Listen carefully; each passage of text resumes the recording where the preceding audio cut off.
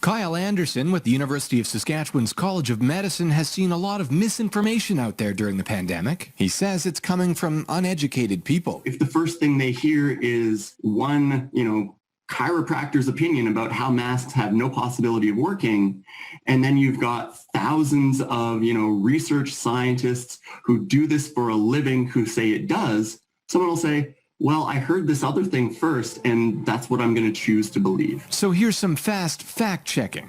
Claim conspiracies against COVID-19 and science are hurtful.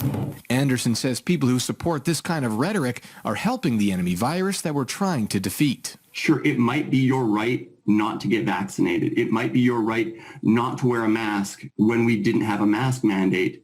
But in doing so, you are degrading the quality of life of everyone in this society. You need to stop that because your selfishness is harming everyone. How about the claim that the death count from the COVID-19 in hospitals is inflated?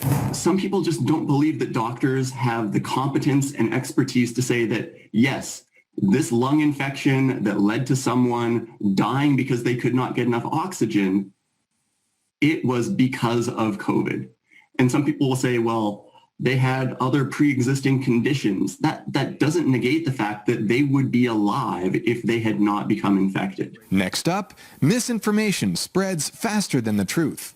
Anderson says people are more likely to share clickbait that's more provocative. And people are like, that's the thing I'm going to share because I have the attention span and the capability to say, oh yeah, that seemed to make sense. And they don't have that sort of critical thinking of we need to have expertise and trust expertise. And believing studies done by people who aren't scientists have just as much integrity as those done by actual scientists. It makes sense to them to say, well, one person has this opinion and someone else says something different, and those are both valid.